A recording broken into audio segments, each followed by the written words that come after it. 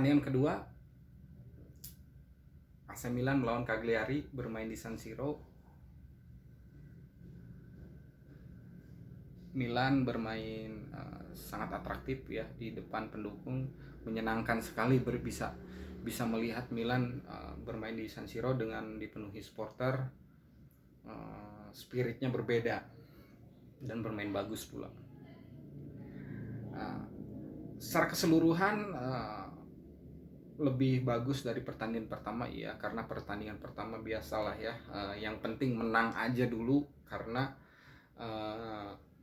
tim juara harus memiliki mental seperti itu. Tidak bermain bagus, cuman dalam kompetisi kan panjang ya, dalam setiap pertandingannya bisa meraih poin maksimal. Nggak peduli itu bermain bagus, bermain jelek, yang penting dapat poin maksimal.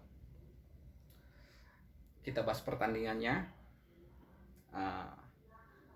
Kelebihannya, Milan bermain lebih solid, komunikasi antar pemain begitu sangat lancar ya, sangat cair, dan peran Giroud ini yang diharapkan terjadi malam ini.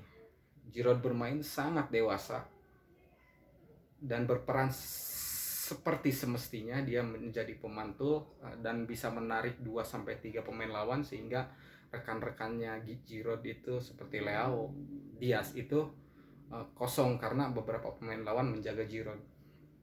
Dan itu yang dilakukan Ibra musim lalu.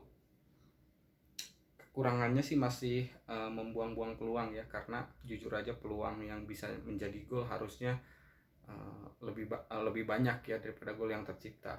Walaupun skornya juga udah cukup besar, tetapi kan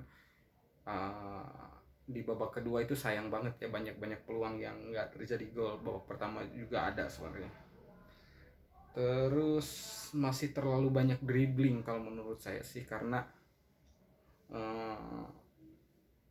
mungkin karena pemain muda ya, masih belum dapat timingnya, kapan harus benar-benar dribbling, kapan harus passing, dan kapan harus shooting. Contoh kasus sih di beberapa kali Diaz itu terlalu banyak ya membawa bola. Pada saat dia umpan, temennya udah dijaga, atau pada saat dia passing, temennya udah dalam posisi offside. Leao juga yang umpan backheel dari Giroud udah 1 lawan 1, tapi dia telat shooting. Itu juga terkait timing ya pemain muda.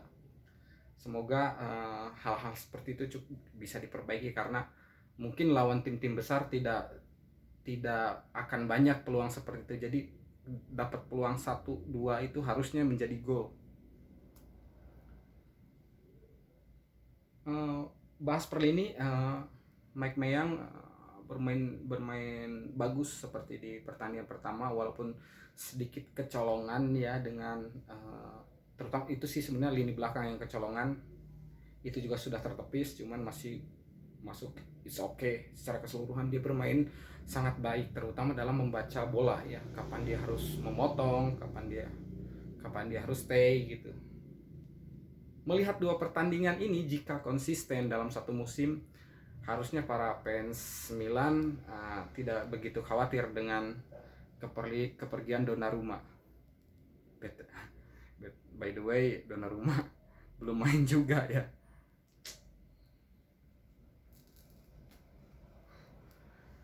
Dua fullback kita bermain cukup bagus juga. Di kanan Calabria sebagai kapten, bermain solid, disiplin. Pemain-pemain sayap juga tidak berhasil menerobos, agresif membantu serangan juga. Sudah mulai dewasa.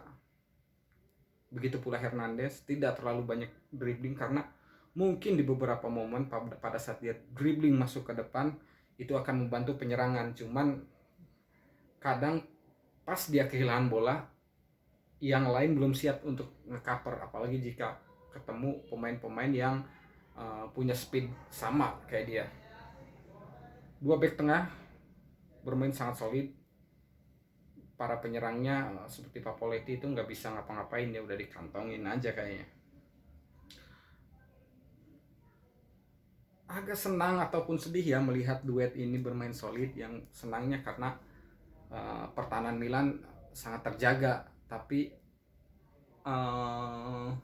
sedihnya kapten utama Milan malah semakin sedikit kesempatan bermainnya. Harusnya kan dia bermain inti sehingga bisa kembali bermain timnas, karena menurut saya pengganti yang paling ideal untuk duet Chiellini Bonucci itu salah satunya ya Romagnoli. Tapi kan tidak perlu khawatir karena Milan bermain di 3 kompetisi. Harusnya sih ada kesempatan buat dia bermain, karena tidak mungkin Tomori dan Kjaer itu bisa bermain terus dalam satu musim. Ya semoga aja nggak cedera ya, bukan itu maksud tujuannya. Jadi semoga nggak cedera, tetap solid. Mau Kjaer sama Tomori, atau mau Tomori Romagnoli atau Kjaer Romagnoli, semoga Milan tetap bermain solid. Lini tengah, nah ini Tonali sangat menunjukkan bakatnya, bukan kelas yang masih bakat lah kalau Tonali itu, karena pemain muda bermain lebih dewasa, bisa mengontrol lini tengah, passingnya juga oke, coveringnya juga oke, dan terutama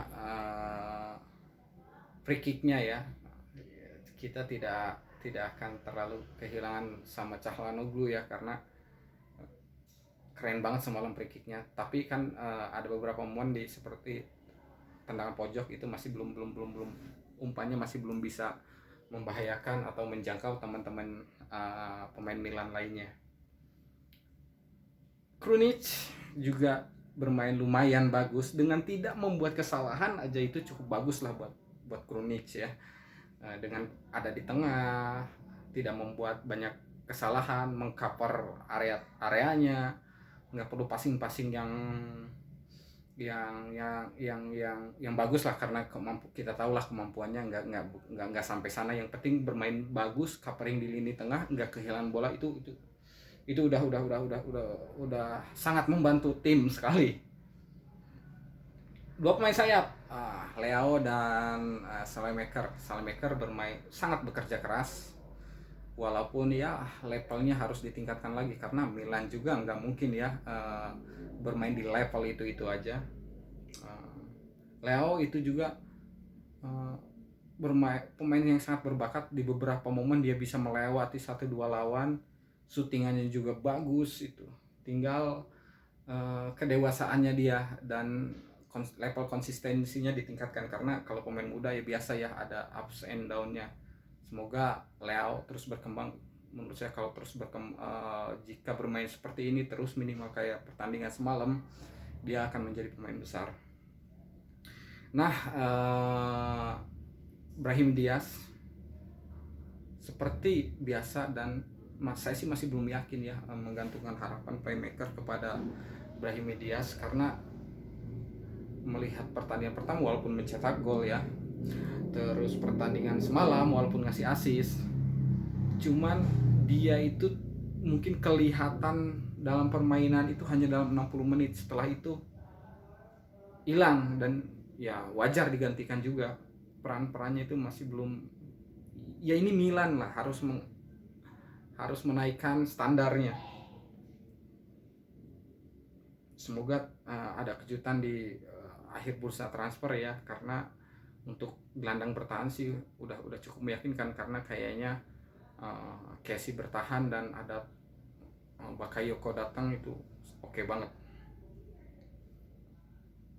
Dan penyerang tengah Giroud ini sangat berkelas, menunjukkan kedewasaan, menunjukkan pengalaman dia.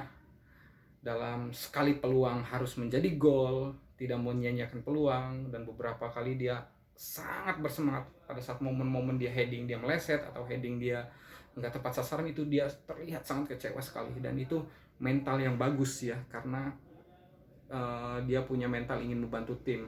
Dan pada saat momen dia dapat peluang umpan dari Diaz, itu sekali shoot langsung gol, itu killer instinct sekali. Dan yang paling diharapkan dari Giroud adalah kedewasaan dia tidak egois, dia bisa menarik beberapa pemain untuk menjaga dia dan dia bisa memantulkan. Terbukti di peluang Leao babak pertama dan beberapa momen juga dia bisa membantu timnya, tidak egois untuk dia harus menjadi bintang dalam tim, cuman dia dengan dia menarik beberapa pemain lawan dengan memantulkan bola juga. Itu sebenarnya poin plus dari Giroud. Oke, semoga Milan habis ini libur jeda internasional, dan setelah itu ada kabar baik di beberapa hari ke depan, terutama di bursa transfer, dan permainan Milan lebih dewasa dan lebih bermental juara. Thank you.